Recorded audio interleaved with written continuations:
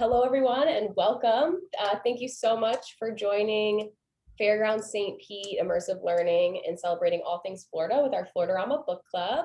We are really super excited and very proud to be collaborating with Keep St. Pete Lit. And if you don't know, Keep St. Pete Lit celebrates and promotes all things literary in the greater St. Pete community through arts, education, and different events. And Fairgrounds St. Pete will donate all the book club profits from tonight to support their ongoing efforts in St. Pete. So thank you all so much for your support. In addition, we are super excited to be partnering with a local business, Tom Bolo Books. So if you've got time, check out their shop in downtown St. Pete, and you can grab this month's pick, The Thing About Florida, right by the door. I'm Scully. I'm the education manager here at Fairgrounds St. Pete. And if you're new to Fairgrounds, we are a very soon to open 15,000 square foot arts and technology destination. We started the FloridaRAMA book club because we really want to discover all things weird, wacky, and wonderful about our beloved Sunshine State. We hope you leave every book and conversation with our author even more excited to live here. We are very excited to have Tyler Gillespie, the author of The Thing About Florida, here with us tonight. And without further ado, I'd like to welcome and introduce our host, Maureen McDole, the founder and executive director of Keep St. Pete Lit. Thank you so much. I'm so excited, Tyler. Me too. Happy to be here. Yes. Thank you for picking Tyler's book. I'm actually zooming in from New Jersey, which is really wild. So it's cool. It was so nice to I've been here since Monday, but it's so nice to read about Florida because I'm homesick already. It hasn't even been that long, and there's a lot of rules in New Jersey. So I miss the Wild West of Florida. So it was so wonderful. I love to read the book right before we have a book club meetup. So it's still fresh in my brain. So I broke it up in 3 50-page increments. So I just finished it today. And I'm really curious, what was the inspiration to write this book? So I started writing the book in 2015. I had noticed that a lot of these headlines about Florida Man were going viral. I was living in New Orleans at the time, getting my MFA in creative writing. And I had noticed that these headlines were going viral. And kind of the genesis of the book too was a couple years earlier when a Texan and I were sitting in a dive bar in New Orleans, and she was like, "What is going on with your state?" And I was like, if a Texan is going to ask me that question, and I love Texas, but I'm just saying, and I love New Orleans, but they're all their own quirky, weird kind of places. Yeah. So if she's going to ask me that, then I need to figure it out. Yeah. And so fast forward to 2 years later, I started writing the book. And then I graduated in 2016. I came home and I wrote the book since then. So was this written, were they individually? Because I saw that some of the stories were published in different ways. Was it written as one book, you had the theme of the book and then you wrote the different chapters, or was it separately written? Does that make sense what I'm saying? So, right, I started writing, reporting some of the stories. So the one about the Great Python Challenge, I wrote about that for The Guardian, and I got to go down to the Everglades because I wanted to do some of this research in these stories and still get paid to do it, right? And so I wrote about that, and I wrote about alligators for Vice. I was really interested. The way that essay on alligators started was I became really interested in the fact that they farm alligators in Louisiana for luxury brands like Hermes. And so these I just like that juxtaposition of these Cajun, Louisiana boys are raising gators for 3 years to then skin them and hide them for Hermes. That's bizarre. And so then that got me into thinking about how the alligator has been part of Florida's economy and its culture in so many different kind of ways. So 3 or so pieces started as reporting, and then I kind of was saying, okay, I want to expand these because, I had a lot of limited space when I was writing for those publications, and I had so much information. And then so when I pitched the book, the press was like, these are great, but now we need new material. They didn't want just a compilation of stuff that I had already written. So I then was able to then go and do more storytelling, which was exciting. Do you feel that there's going to be another book? Yeah, well, yes, actually, I'm working on another book now. Yeah, because there's so many stories in the state. Craig Pigman says this is like, there's never ending stories in Florida.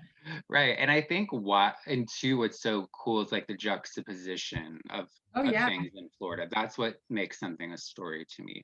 And like thinking about that, what I was talking about with the gator farmers, like that Louisiana culture with juxtaposed to Hermes, like how did that happen? I never wrote that story. I still think that would be a great story to write. But I focused more on Florida instead of Louisiana. And I don't know if there's another book out there written with, talking about the guilt you felt as growing up a gay man as a Christian, tied in with alligator hunting and python hunting. Like to put those things in the same book. And also you really show such an open mind about the people that you're interviewing and a part of, which, did you go into it with some biases, or with, as a journalist, is it like, I mean, we all have biases, but you know what I mean? Did you go in going like this guy, like Tom, what's his name, Hutchinson, or the guy who was like the biggest Field. smuggler ever of, Yeah. yeah. I definitely went in trying to write about things that I didn't really have a strong, like specifically like with the pet smuggler, I didn't know a lot about it. Like obviously I don't think smuggling pets is good. I don't support any of that, obviously, but it's still something that happens. And so with him, I found it really interesting. Like, yeah, I need to have that be skeptical and not just say, okay, this guy's telling me that he no longer does these things. He no longer smuggles pets. He's reformed. Because I mean, I'm a journalist, but I also like like I want to, that like want to believe that that person is telling the truth. But Yeah. so in that case, he was saying, well, he went to prison for a while, and he's also like in his 70s. So I mean, he's kind of been out of the trade. He's a little bit older. Anyway, so then I'll like call the FWC and say, is he in good standing? So try to do some kind of background check on that kind of thing. I love that how you showed that what an animal lover he was, and he actually was became a conservationist, and it was a cited author. Exactly. Like this like illegal activity led him to like his life's passion, and he actually became reputable. Yeah, and in another life, he would have probably gone on to be a herpetologist. Like what I find really fascinating about him is he came from nothing. Like they didn't have any running water in their house, and he liked to collect snakes, and he wanted to do that as a career, as like, go to school for that. But those jobs are difficult at that time, and also like you don't get to then go chase big snakes. And he wasn't really supported in the educational journey. So that's too what I like about then coming back. He's writing these papers with established scientists, and he's co-authoring these texts, which is not easy. Obviously, it's not easy to do, but yeah, I like how that has played out for him. I'm a Florida native, and so is my mother, and I'm pale. So I really related to like the whole beach thing about like going to the beach and like being forced at the beach and the horrible sunburns that you would get. And my daughter does not like the beach, and her friends, I took them once, and they're all like in their all black goth clothes, and they wouldn't take their Doc Martens off.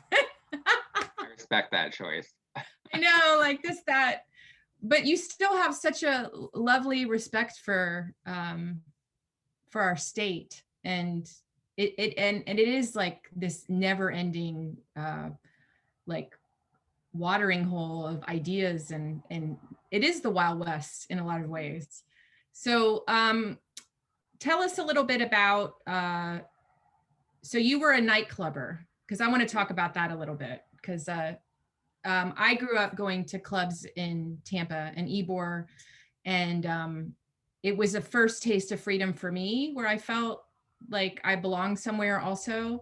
And I thought that it was beautiful how you brought in Pulse and the experience of Pulse with your friends. And, because we have all these wild things going on in Florida with the reptiles and stuff, but also, that was a huge tragedy that happened in Orlando and in our community. So I'm glad that you brought that into the book and showed how close to home it is, because it can feel, these things can feel so far away from us on the news, like we're constantly getting bombarded with it. But you know, this was a real thing that hit home in your life. And so and also like talking about growing up gay in the church, and how to like, that's always, is it always something that you're wrestling with, or have you made peace with it? I've made peace with it at this point. Like, So, I mean, it's something that I wrestled with for a long time, but, you know, um, I've done a lot of reading, a lot of thinking, a lot of talking, and I feel like I'm in a good place. And, you know, religion is very personal. So you know, I'm in a good place for me. mhm. Yeah. And also like, I love the Florida crackers, because I have family in Johns Pass that have fishing boats. So that's a whole world. But then my uncle bought land in Floral City, Mhm. which there's cows now, and it's a whole different world up there. And we go and visit, and we actually went camping and had a gator like watch us for 3 days. Like just sitting, because we went in the summer, and I've never camped in the summer because you know, they'll hibernate in the winter. But this gator just like sat, I'm pretty sure it was a mama gator that was guarding um her nest. But I love that you talked about, I had no idea about how much beef comes out of Florida. Yeah, I didn't either. And so something that I was thinking about the nightclub, just I was thinking while you were talking, was that connecting to Pulse and connecting to like my faith practices, that, you know, I started going to, and I'll talk about the beef because I was obsessed with it, It's all the but same. but it really connects with something you were saying earlier about how, like, you know, you were going out and like now you're running Keep St. Pete Lit and everything, and like you didn't, you know, those experiences influence the way that you approach your work. And I think going out too, I found a fake ID when I was on a college trip at FSU, and I started going out to clubs when I was like, my grandmother's in the other room. She's already heard this story, but like when I Grandma. was great, yeah, she's getting some rest. But so I, you know, grew up in the church, and I realized that I was starting to come to realization about my sexuality around sophomore year, and about the time I started going to gay bars. And so I would drive from here because I went to a big Southern Baptist church and the school where you would get kicked out for being gay. And I was so terrified that I'd be kicked out because I wanted to go to college, like, and I didn't think I'd be able to succeed if I got kicked out. And so I started going across the bridge to Tampa. So we were going to bars, like the mail, they don't exist anymore. Like they've gone away, like the mail room and Chambers and stuff like that. And so I would get to the bars really early. You get in for free if you get there before 10:30. Exactly. And I noticed that, like, you know, like some older guys would be there too. And so that was a really like like intergenerational mixing and melting. And that's one thing that I love about at least my experience in Florida, is I've had that throughout my life, like at different points. And so that was really an important lesson. Like I learned a lot from going to bars. Like I also drank too much. Like, let's be real. I don't want to glamorize that. And if I had a theoretical kid and they were going to bars at 16, I would be on a whole nother level. Yeah. But I did learn a lot from my time doing that.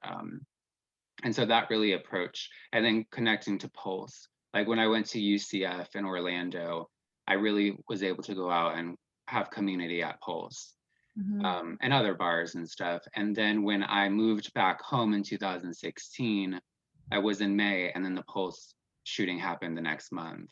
And so in that moment, I immediately like dropped what I was doing and I went to go cover it as a reporter.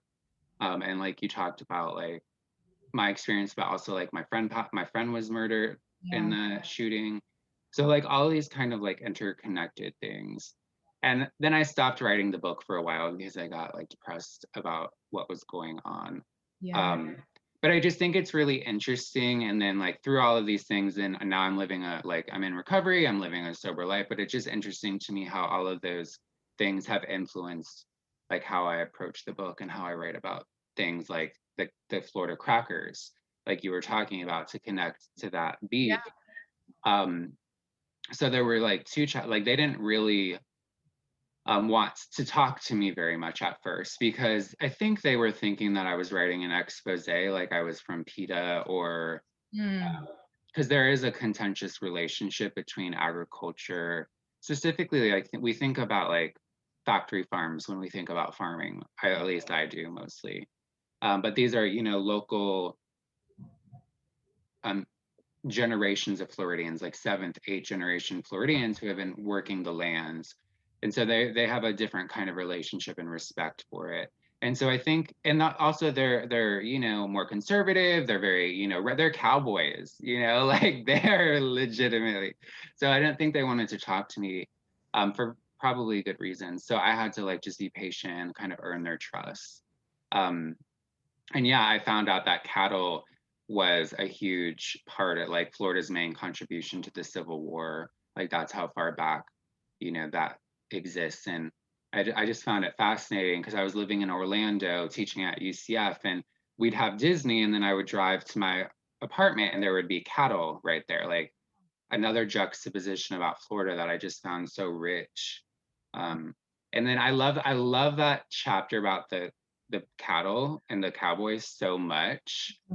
Because there's a love story in there, and there's like, like then it like takes a turn, and there was somebody like growing marijuana on their field, like, all of these like interesting turns. But yeah, I never thought I'd write a whole chapter about, cattle, but it was a lot of fun.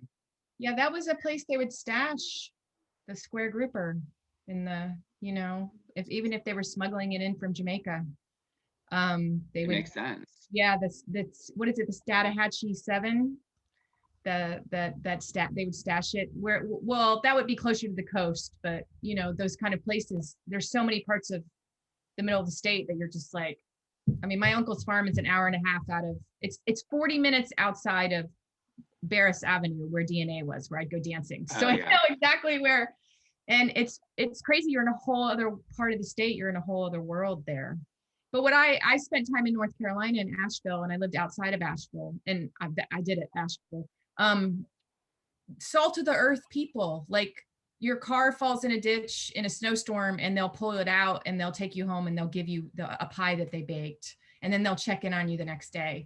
And I think we have all these like, biases and ideas of people based on maybe how they vote or where they live or what they do for a living.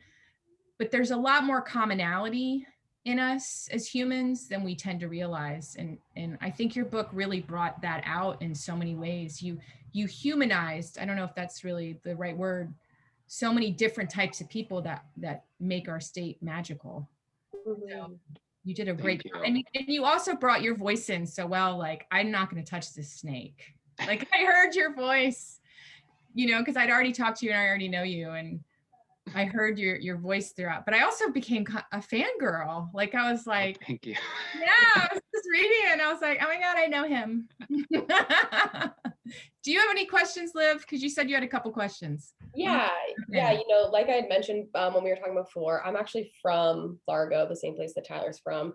And we went to like opposing high schools at different points in time, but we were rivals. And so, what I really took from this book is that people are really complex. And I think that you said it really well, that you kind of humanize people in the book. And I was just curious, like, I've felt that feeling so many times, and I know how overwhelming it can be. So I was just curious about like your experience with that, Tyler, in the actual research period, like out in the field, like, you came across some pretty bold people. So Yeah, I mean, so what I try to do is just, and this is what I would tell my students too, is just I try to listen and not talk, right? So I try to have them speak as much as possible because I'm writing about them. And so I think that when you're not really saying stuff, people think you're a good listener. And I think that has, even if you're not, but I don't know. So I think that has something to do with it. And it's like I I don't want to write about people that I don't think deserve or not deserve. I don't want to write about bad people in the book. Like that wasn't my cause. Not, and that's the difficult part too, because like people are complex, they're multifaceted. Nobody is good, nobody is bad, and like people would get arrested, they would be smuggling pets, whatever. But showing kind of like a whole complete, not a whole life, but as much of their life as possible. And then I don't need to make a judgment on that. And that's what I try to do, is let the reader make their own judgment on that and try to say, this is what I'm hearing and what they're telling me. I don't, want to say they're good or bad. That's up for you to decide. And I think that when I was writing about the Civil War reenactors, I think that was probably the most difficult one, because they didn't really want to talk to me either. But like I had a journalist professor say, get used to that. So I'm very used to people not wanting to talk to me about stuff, right? So I think that was where I was, I think, the most uncomfortable, because I didn't know how they would respond to me, and if they would, be any kind of way. But they want to tell their stories too. So I just think that like being in this space, and giving them kind of a moment to talk about themselves, was able to do that. And I think that for me, I know no one is, I mean, well, there are some people that are all bad, I'm sure. Jeffrey Dahmer, I'm not going to make a case for him, but like, most people are complicated. And I feel like, just showing that as much as possible is I find interesting when I'm reading. And I think, other folks do as well. Yeah, it actually leads to another one of my questions. Is there like a story that you like is your favorite, or like particularly you found the most interesting? I weirdly love that story about cattle. And I think I say weirdly because out of all the chapters, it's probably the one that seems the most like, oh, cattle, like, I would probably want to skip that maybe, but for some reason, there's a love story, like I was saying, I don't know. And I respect what they were doing so much. And it's like those Floridians and like the Florida crackers, they're not as many as there used to be. And so they're like, as things are becoming more industrial and everything. And so I don't know, I think those stories are really important and fascinating. And I don't know, they were really awesome. And to hear them talk about their work and how much they care about the lands, I just was inspiring to me. Yeah. Yeah. But I mean, I love all the chapters, but I just really was unexpected. Yeah. For me. Well, they're land stewards, and you grew up in Largo, and when you grew up in a place like Largo, there isn't so much a sense of place, because there is so much development, and it's really just like it's suburbia. It's not even a city, which has, like downtown St. Pete has buildings that have been there 100 years or something. So, but like something like Largo was orange groves, so there's not this sense of place as much. And I think when you meet people that have that like generational attachment to the land, and what they do, and then they bring people in, and the fact that families living on the same street, like they had generations. Yeah, yeah, exactly. I love that. Yeah, and they really love Florida, and it is a part of Florida, especially if you grow up. I mean, we have so many different Floridas. Mm-hmm. The middle of the state is so different than the coast. Key West is so different than the Panhandle. Like it really is such a fascinating place to live. Mhm. And Adding on to that, actually, it's a yeah. great point. Were there any stories that you didn't add into the book? Like that didn't make the cut? So there was one that I was thinking about writing about Hulk Hogan. I've written about him before because Clearwater, like he used to live in Clearwater. Oh yeah. I do. No, it's so funny. I absolutely do. know. About my brother played against his son in soccer, so it's like like a local legend. I totally get that. Exactly, right. And so I found that really interesting too, because also he had this court case about the First Amendment. I mean, it was a sex tape that got leaked, but it was like a First Amendment, and I studied it in media law. And his son got killed didn't kill someone, but like I think severely injured. A car accident. Severe accident. and anyway, I just was like really like interested in this kind of like idea of Florida as like nouveau riche as well, and like all these things. But then that was the case where I was like, then he, I mean, came out and he was saying these racist things, and I'm like, should I be writing about Hulk Hogan? Like, you know Yeah. what I mean? I don't think that that's somebody that I want to be writing about at this point in my life. Mhm. So that was a essay that did not make it in, and I never finished writing. Yeah. Yeah, well, we have the whole WWE, like, right, they train in Tampa. Like, it's crazy. I watched the Bella Twins. I know it's one of my guilty pleasures, Yeah. the Hills, but it's like, you know, they train right in Tampa. Like, And I was gonna try to connect. So like the way that I wrote the chapters, would I take a subject like Hulk Hogan and then look at him and like historically, like there's a historical connection to like wrestling, like amateur wrestling in Florida, you yeah, know, and so Largo.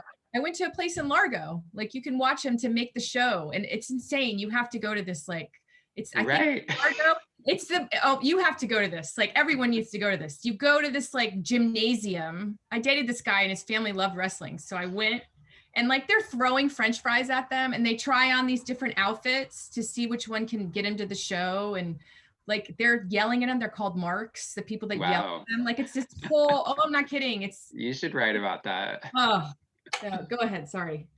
No, that sounds like, yeah, I want to read an essay about that from you and this boyfriend, our Oh, ex-boyfriend. yeah, that was fun. He didn't laugh, but you know, it's a fun experience. But go ahead.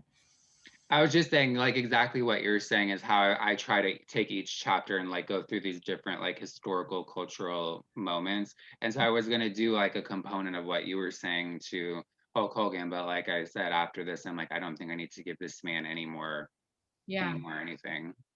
Liz said in the notes he still lives in Clearwater Beach. And Liz Dimmitt also asked the question, what does your grandmother think of your writing? Oh, she's one of my biggest fans. I mean, of course, like I'm with her, living with her during quarantine. She likes my writing. Not when there's curse words in there, which I don't tend to use, but like if I'm quoting somebody, I will, you know, they'll be in there. She doesn't like that. She liked the book. I'm trying to think if she had any criticisms besides that. But yeah, she's a big fan, and she's a big inspiration to me as well. Obviously, I write about her in there. She had just asked again, did she learn about you from your Let me ask her. book? Are Well, you awake? I love this. No, I think she's sleeping. I don't know if she learned. She probably learned a little bit about like aspects of my drinking and recovery. And I mean, obviously she knew about that because I first got sober living in my grandmother's house, but probably gave more, maybe some details in the book that she may not have known. Um, but yeah, I mean, we've lived together on and off, so she probably knows me really well. you're doing a podcast with her right now. Yeah, and we were doing a podcast together, right? Right. So Can you tell us about that? Yeah, what?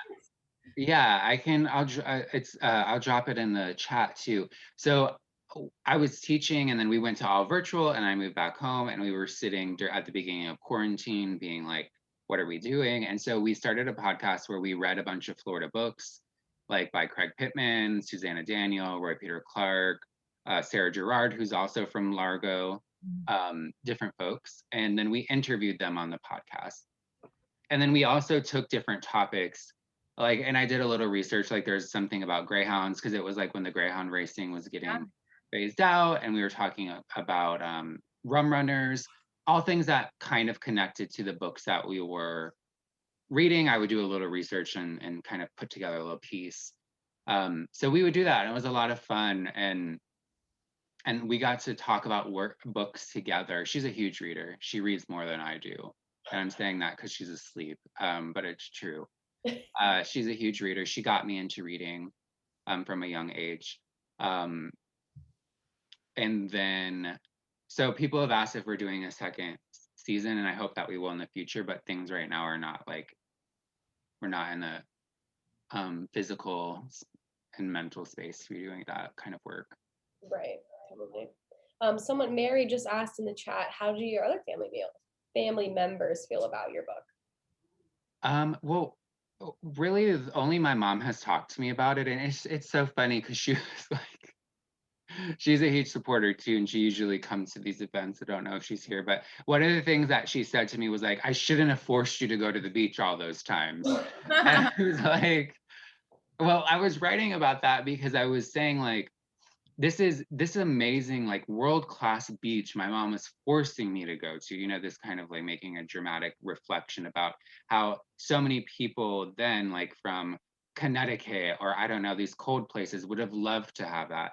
And so just thinking about how I didn't appreciate my home state and my experiences until I left. And then I was really like, wow, we were at Clearwater Beach, we didn't go to Clearwater Beach much. We went to Sand Key, like it's too populated in Clearwater. So it's like, Mom, the point is I was writing that because I thought it was a funny like thing. Like I love that you took me to the beach because I got to like swim with manatees and dolphins and be afraid of stingrays all the time. But like that's something that I really cherish now, Yeah. So she's really the only person that's also really like talked to me about it. My dad and I are kind of estranged, so we've talked about other things that I've written about him, but we didn't talk about the book.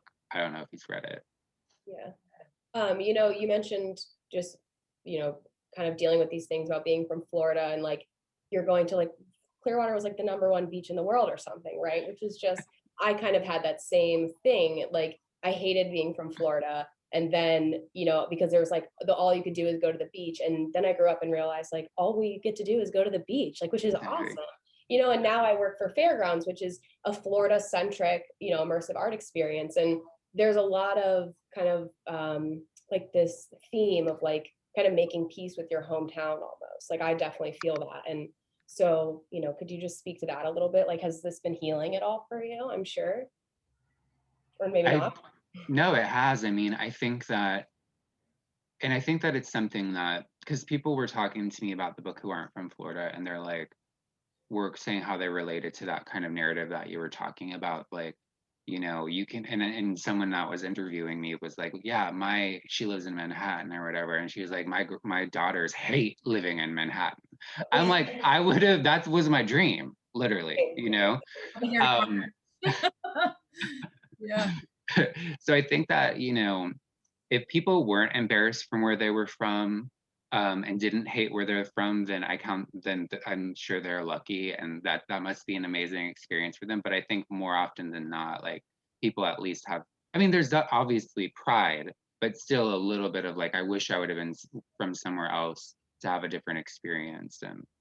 And like you were saying earlier, Maureen, like Florida is so different to different people, and also like it's a different wealth, like depending on your class, is a different experience too. And like, so I think I experienced that too with going to like I went to a private Christian school where we had very wealthy people, and I didn't have that same kind of lifestyle. So just thinking about that, but I think writing about Florida has made me, of course, appreciate it more and see the beauty and really take time to understand the history, because I think that was one of the things too, was that I didn't really learn Florida history.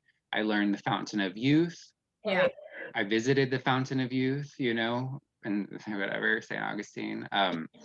But besides that, I didn't know much more about it. I knew about the Seminole just from FSU, really. I didn't really have, or Osceola, like, middle school, just hearing these names. I didn't really have a foundational understanding of our state. And I think that's one way that a lot of, it's hard to understand where you're from if you don't have that context. Mm-hmm. And so I learned so much about the state that I really made me appreciate it even more. Yeah, it's funny. I'm in New Jersey right now, and I'm in Ridgewood, New Jersey, and there's like this swimming pool that they dammed a creek or a brook, and they made this swimming hole. It's called a pool, but it's like sandy bottom, and I'm a swimmer, and it's $20 to get in, right? And they had lap swimming, so I get in this thing to do lap swimming, and I'm thinking it's like one of our springs, because I was just at Rainbow River, and I get in and I can't see anything. I have goggles on. So I couldn't even lap swim. And then I got out to like go find my daughter and her Nona. I got the lifeguard whistle 3 times. And I was like, I'm from Florida. We can do whatever we want. Exactly. Like all these New Jersey rules. I just want to swim. Like, don't cross the line. You're in the deep end. You can't walk through there. And I was like, oh my God, I miss Florida so much. I Like, know, and that's speaking of springs. I mean, we're so known for our beaches, but we have really beautiful springs. beautiful springs. And thinking about growing up, another thing I took very much for granted is we would go to Weeki Wachee Springs on every summer, like literally every single summer. And I watched the mermaid I was obsessed with them. But then I would always be like, oh my God, it takes so long to get there. And really, I know, when you're young, 2 hours is forever. on up US 19, which is so boring. Yeah, exactly. But now like so many people that aren't from Florida, when they talk to me about it, they're like, you saw these mermaids? They're like, I have to go see them. And just like it's a it's a state park too, which I find really fascinating as well. Yeah. It's like one of my favorite memories of Florida. Yeah. I also want to mention I love that you spoke about aging, the aging gay community, because I hadn't seen that written about anywhere.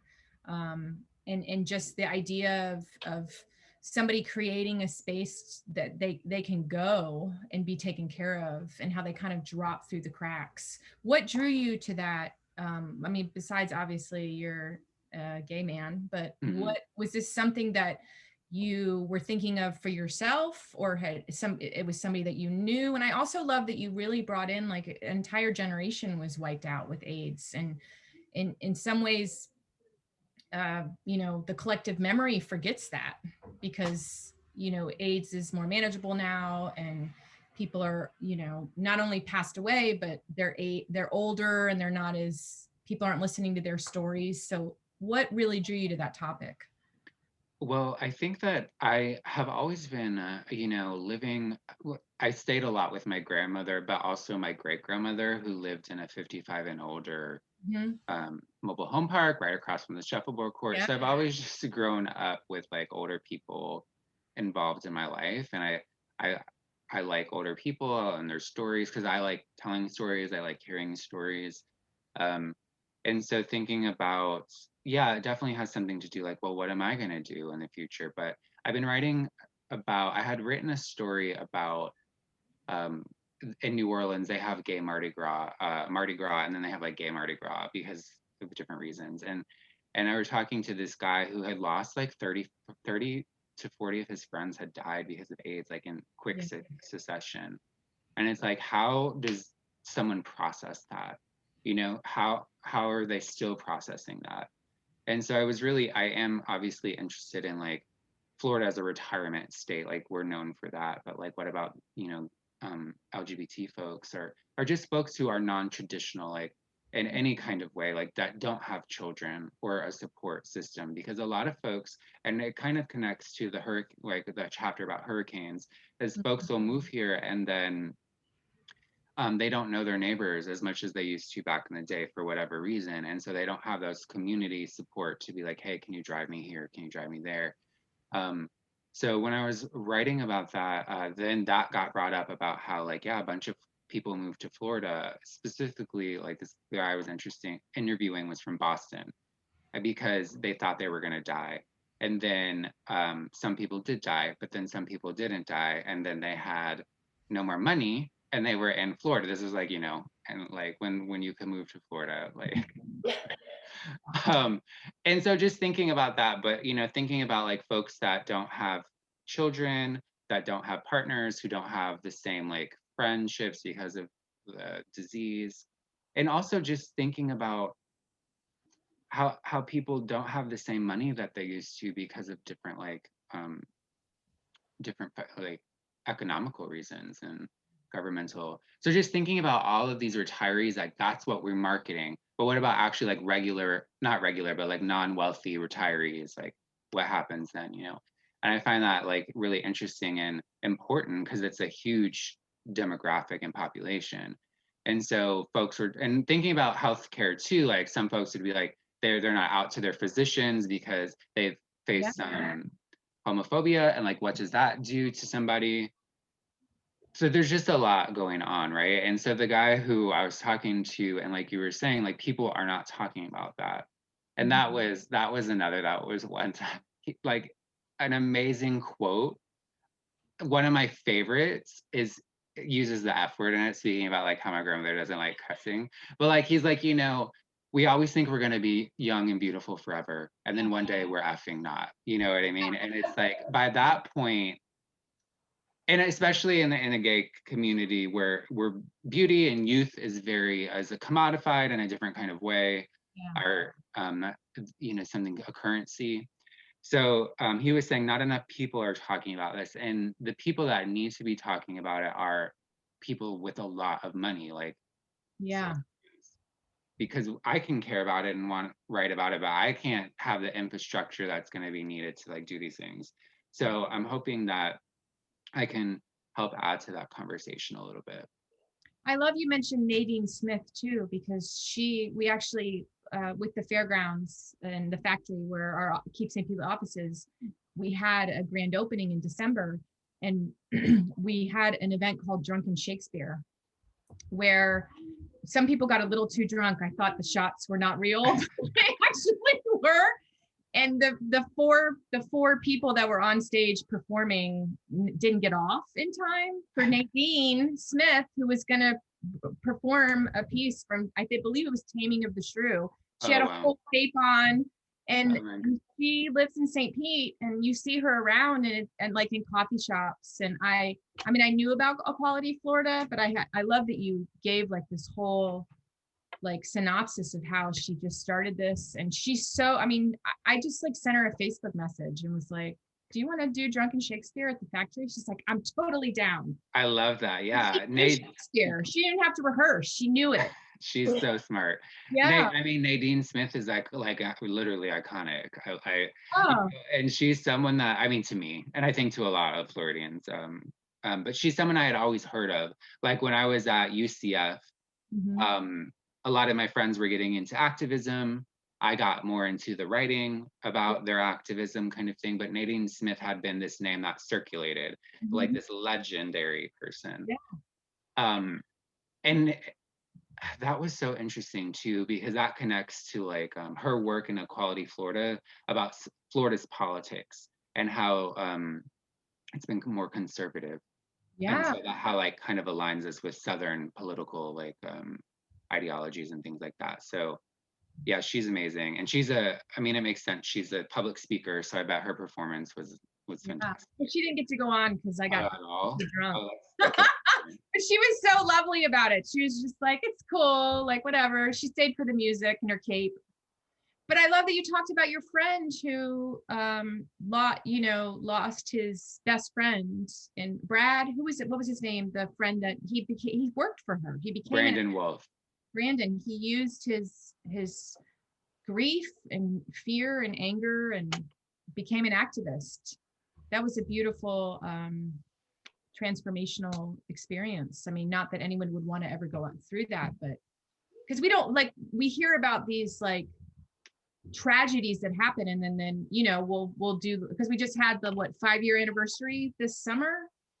In June was the 5-year anniversary of Pulse, but then it's like you don't hear about it again. But you brought that back, and this was just to hear about this person and how he now is an activist. And I thought that was really beautiful to talk about that. Let's talk about snakes. Oh, or did you have a comment? I just remembered something that I had not thought about in a long time, but bringing up Nadine, that was a really important piece for me to write this book, because I had written about Nadine for a big fancy publication. I'm not going to say the name because they ended up, it's not a great story. Yeah. But I wrote for them for like a big fancy publication, and they paid me and everything, but then they held on to the story for for over a year, just because like they wanted to produce stuff for Pride Month. And then once their editorial schedule got pushed back, they then didn't want to publish it outside of Pride Month. And so then they held on to that story for over a year because I signed a contract with them and they had already paid me. And so like I couldn't do anything with the work that I had written about a community that I care very much about. Yeah. So that was the last piece. I was like, you know, I'm not doing, like, this isn't working for me, because I felt really like disrespected. Also, I care about this community. And so I had to like petition to get my own work back from them. And then after I did that, I mean, like, weirdly was good timing, because the press was like, well, we need new work that's unpublished. And I'm like, okay, well, I have this, like, you know, this Yeah. story. But I just am thinking about how that publication experience, I haven't written anything for a big magazine since then, because of the way, I mean, partially because I'm teaching more, but also the way that they handled my work was like, if I can write a book, I don't need to deal with like, with that kind of thing. I do want to talk about your teaching too, Tyler. You're a professor at the University of Mississippi. And so I kind of want to like, what is it like working with young students and, you know, writers? And I mentioned before that, you know, you wanted to influence people, and I feel like you very much, and you know, you have a huge influence with that. So can you speak to that a little bit? Yeah, I love working. So I teach the first year writing folks, and I've taught, like, I taught at USF. I taught the neighborhood news bureau journalism classes at USF, and I taught journalism and first year writing at SPC. And then I went to UCF. But I'm just really drawn to the first year writing course, because at this point, because they're like fresh out of high school. It's a required course. They don't want to be there, so they immediately are like, I don't want to be here. They do not care about me.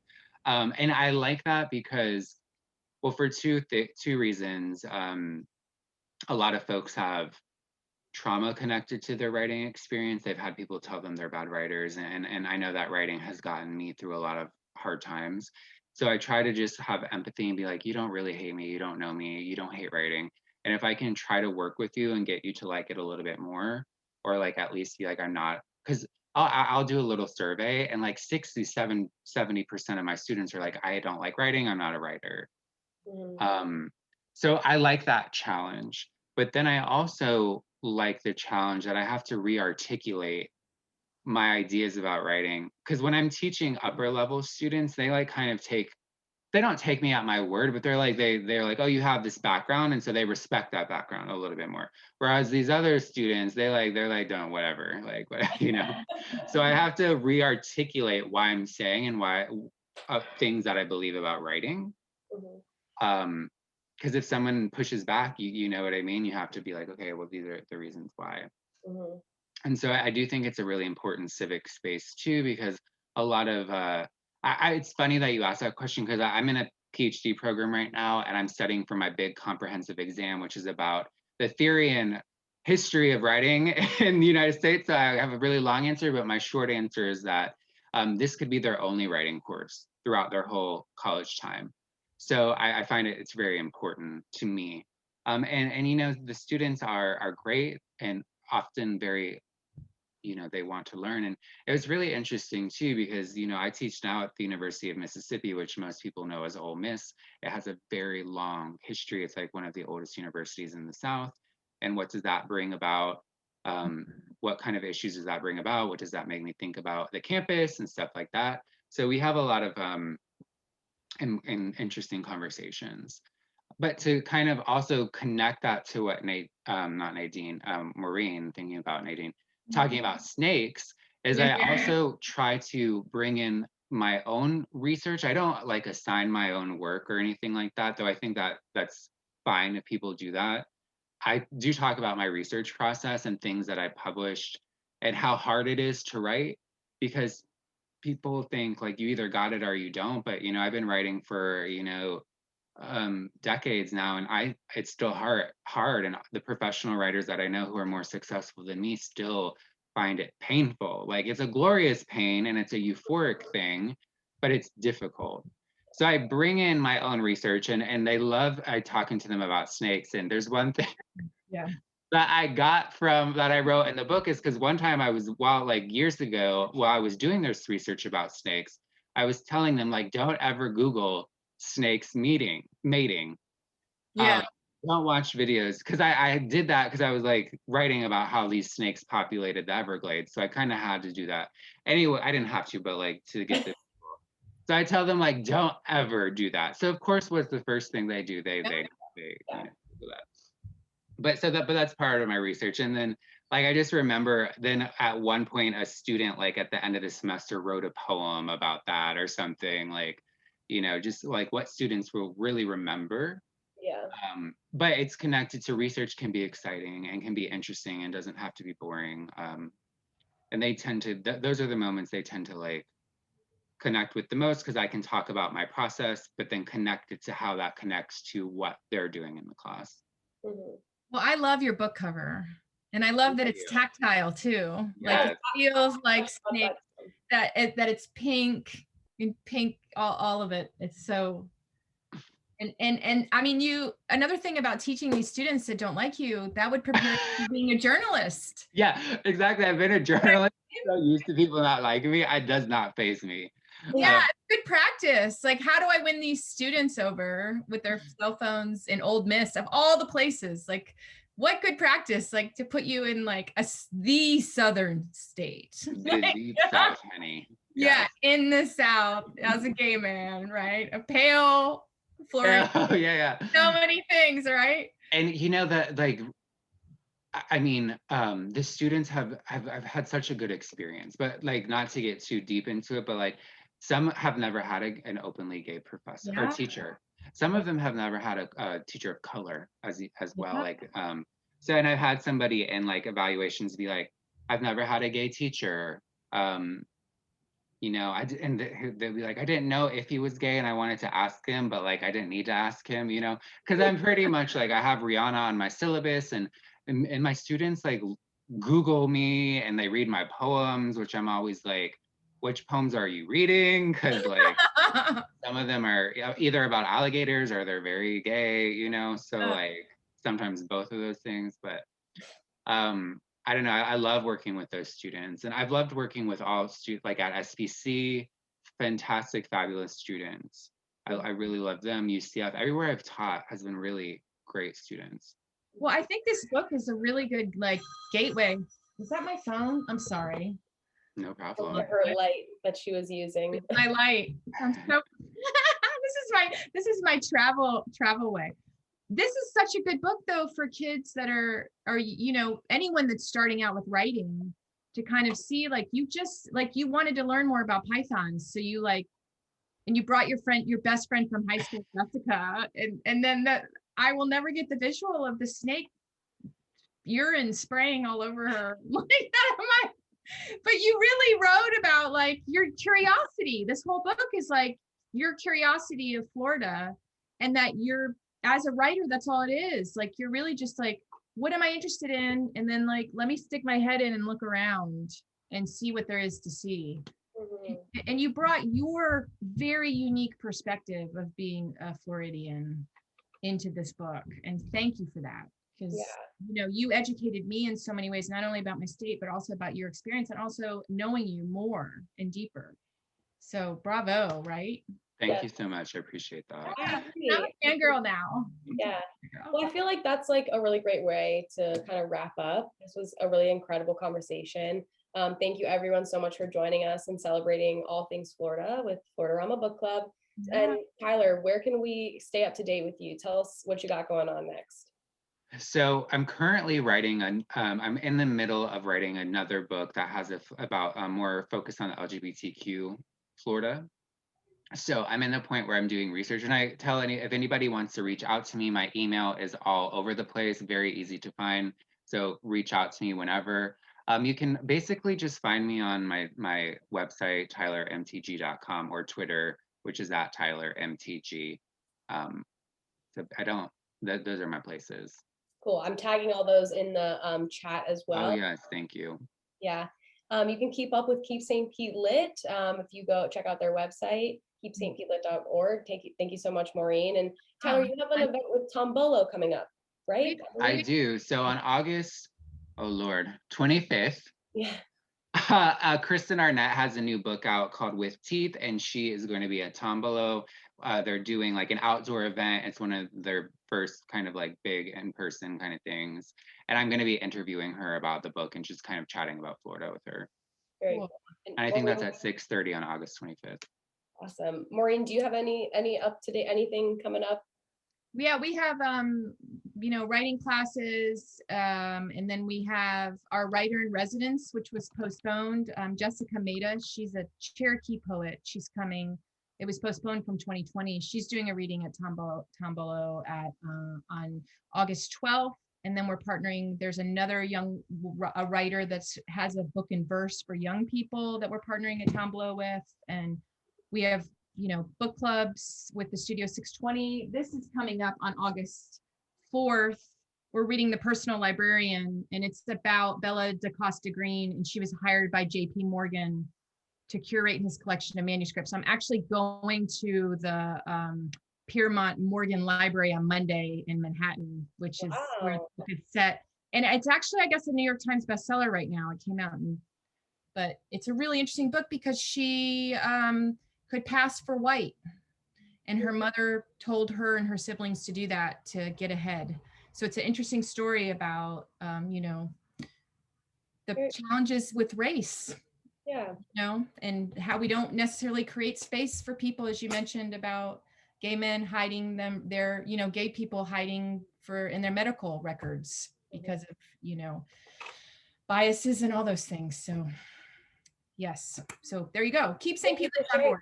Yes, thank you so much for sharing that. And thank you again, Maureen and Tyler, for joining us and facilitating this conversation about the thing about Florida. Thank you to everyone at Fairgrounds. If you want to stay up to date with everything that's going on with Fairgrounds, you can purchase your membership, join our Insiders Club, and be in the loop for when tickets go on sale very soon. And so thank you so much. We'll see you again next time.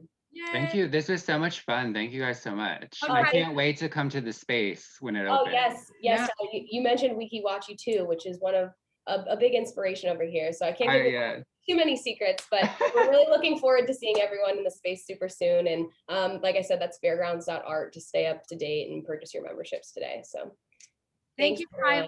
Good to see you. Thank you. Good to see you. Have a nice night. Night.